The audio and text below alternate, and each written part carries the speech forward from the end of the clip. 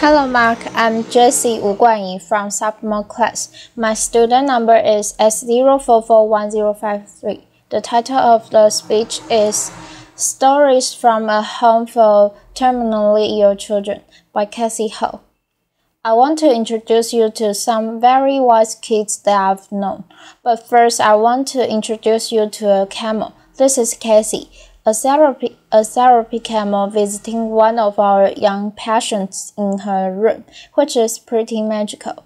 A friend of mine raises camels at his ranch in the Santa Cruz Mountains. He has about 8 of them, and he started 30 years ago because he thought horses were too mounted. John is an out-of-the-box thinker, which explains why the two of us have been such good friends all of our lives. Over the years, I've convinced him to shuttle those sweet furry beasts up to hang out with our sick kids from time to time.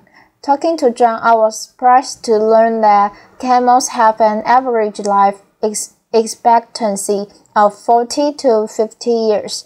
The life expectancy of many of the children with whom I work is less than a year. This is a picture of the George Monk Children's House, the first pediatric palliative respite care center to open in the United States. I founded it in 2004. After years of working as a psychologist on pediatric intensive care unit, frustrated with the undignified deaths that so many children experienced and their families had to endure. As I said, with families whose children were at the end of their lives, I was acutely aware of our surroundings. While the elevated train rumbled overhead on its track, quite literally the room reverberated with each passing train car. The lights on the ward were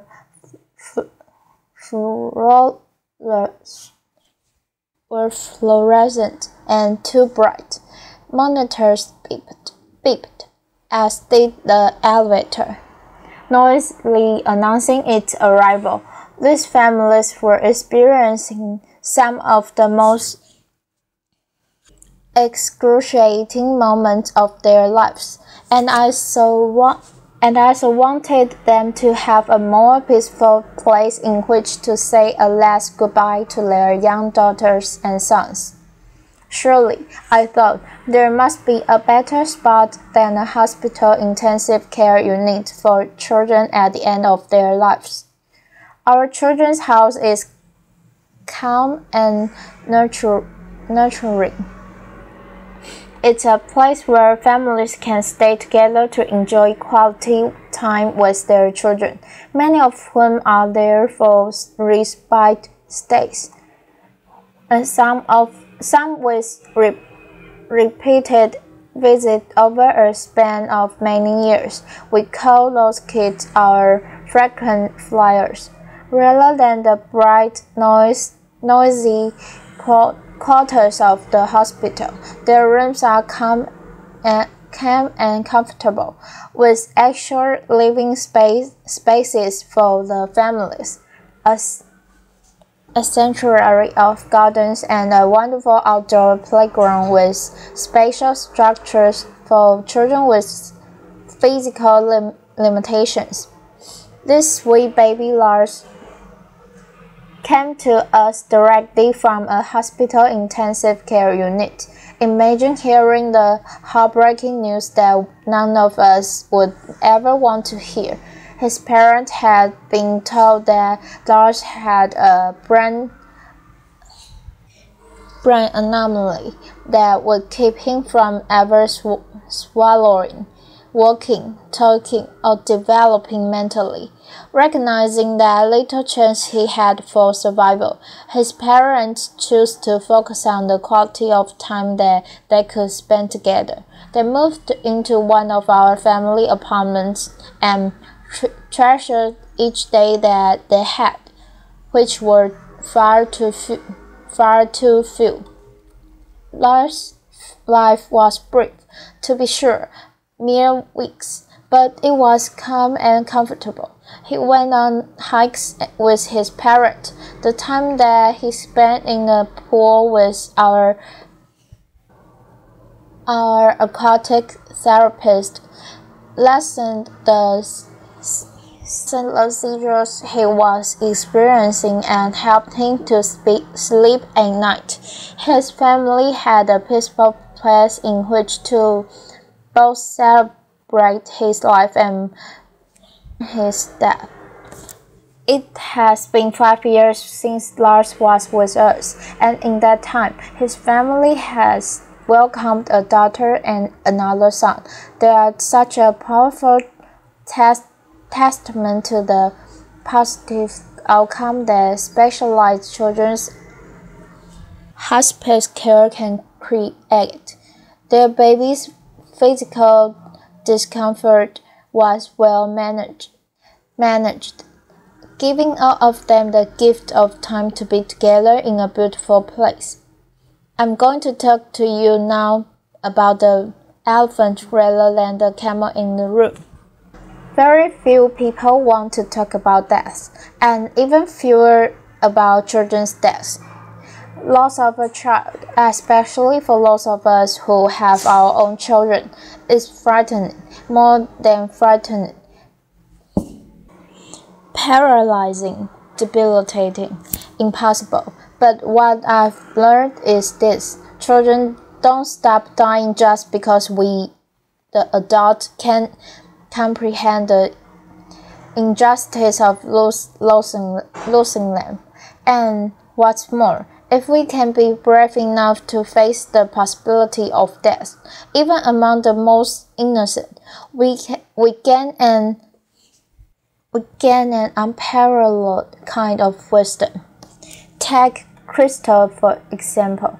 She was one of the first children to come for care after we opened our doors. She was 9 when she arrived, and her neurologist expected that she might live another 2 weeks. She had an inoperable brain tumor, and her decline had really accelerated in the week before she came to us. After settling into her room, dressed entirely in pink and in lavender, surrounded by the Hello Kitty accessories that she loved, she spent the next several days winning over the hearts of every staff member. Bit by bit, her condition stabilized, and then, to our astonishment, she actually improved. There were a variety of factors that contributed to Crystal's improvement, which we later came to call the George Mark bump, a lovely, not uncommon phenomenon where children outlive the prognosis of their illnesses if they're outside of the hospital. The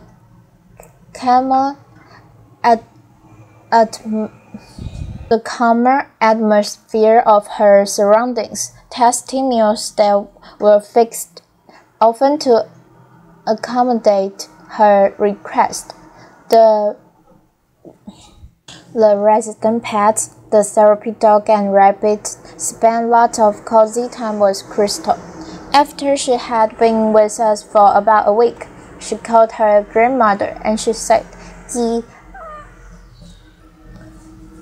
Gee, I'm staying in a great big house, and there's a room for you to come. to come too. And guess what? You don't have to bring any quarters because the washer and dryer are free. Laughter. Crystal's grandmother soon arrived from out of town, and they spent the remaining 4 months of Crystal's life enjoying very special days together. Some days were special because Crystal was outside in her wheelchair sitting by the fountain. For a little girl who had spent most of the years earlier in a hospital bed, being outside counting hummingbirds made for an amazing time with her grandma, and lots of laughter. Other days were special because of the activities that our child life specialist created for her. Crystal strung beads and made jewelry for everybody in the house. She painted a pumpkin to help decorate for Halloween. She spent many excited days planning her 10th birthday, which of course none of us thought she would ever see.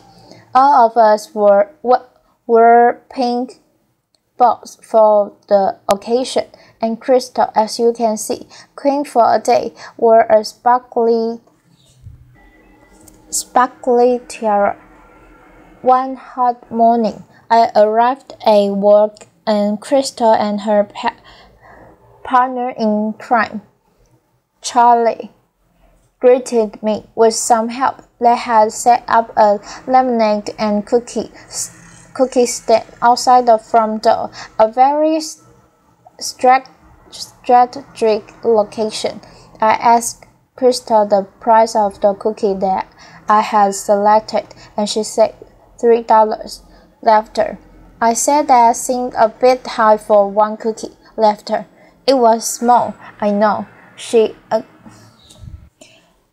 acknowledged with a grin, but I'm worth it. And therein lie the words of wisdom of a young girl whose brief life forever impacted mine. Crystal was worth it, and shouldn't every child whose life is shortened by a horrific illness be worth it? Together, all of us today can offer the same specialized care that Crystal received by recognizing that children's respite and hospice care is a critical component missing from our healthcare landscape. It's also interesting to note that we are able to provide this care at about 1/3 of the cost of a hospital intensive care unit, and our families don't see a bill. We are ever grateful to the supporters who believe in this important work that we're doing. The truth is that my colleagues and I and the parents and other family members who get to experience this special wisdom are in a unique position. There are only 2 freestanding pediatric hospices in the United States, although I'm happy to report that based on our model, there are 18 others under various stages of development. Applause. Still, most of the children who die in the United States every year die in hospital rooms, surrounded by beeping machines and anxious, exhausted adults who have no other option but to say goodbye under those harsh institutional light and among virtual strangers. For comparison's sake, the United Kingdom, which is a country with about 1/5 the population of the United States and about half the size of the state of California, has 54 hospices and respite centers. Why is that? I've asked myself that question obviously many times. My best guess is that Americans, with our positive can-do attitude, hold the expectation that our medical care system will fix it, even though it may be a childhood illness for which there is no cure. We go to extraordinary measures to keep children alive when, in fact, the greatest kindness that we might give them would be a peaceful, pain-free end of life. The transition from cure to care remains a challenging one for many hospital physicians, whose training has really been about saving lives, not about gently guiding the patient to the end of life. The death of a sweet baby for whom we care at the end of her life certainly captured this dichotomy when we reflected that there are a lot of people to help you bring an infant into the world, but very few to help you usher a baby out. So what is the magic ingredient at Georgia Mark? The complex medical diagnoses that bring our young patients to us mean that their lives have often been restricted, some to a hospital bed for long periods of time, others to wheelchairs, still others to intensive courses of chemotherapy or rehab. We make a practice of ignoring those limitations. Our default answer is yes, and our default question is why not? That's why we took a young boy who wasn't going to live for another baseball season to Game 5 of the World Series. That's why we have a talent show put on by the staff and kids for family and friends. Who wouldn't be enchanted by a young boy playing a piano piece with his feet because his arms are atrophied? That's why we have a prom every year.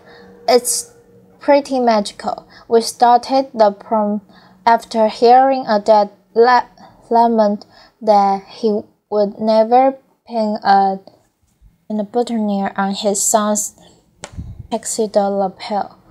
The weeks before the dance, the house is in a flurry, and I don't know who's more excited, the staff or the kids' laughter.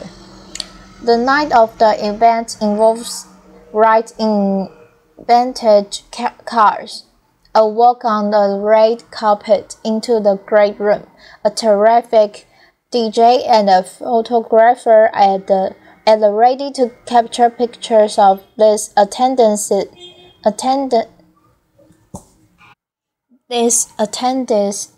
and their families. At the end of the evening this year, one of our young, delightful teenage girl, Kathleen, said to her mom, "That was the best night of my whole life, and that's just the point, to capture the best days and nights, to abolish limitations, to have your default answer be yes and your default question be why not. Ultimately, life is too short. Whether we live to be 85 years or just 8, trust me, better yet, trust Sam. It's not by pretending that death doesn't exist that we keep the people, especially the little people that we love, safe. In the end, we can't control how long any of us lives. What we can control is how we spend our days, the spaces we create, the meaning and joy that we make. We cannot change the outcome, but we can change the journey. Isn't it time to recognize that children deserve nothing less than our most uncompromising bravery and our wildest imagination. Thank you. Applause.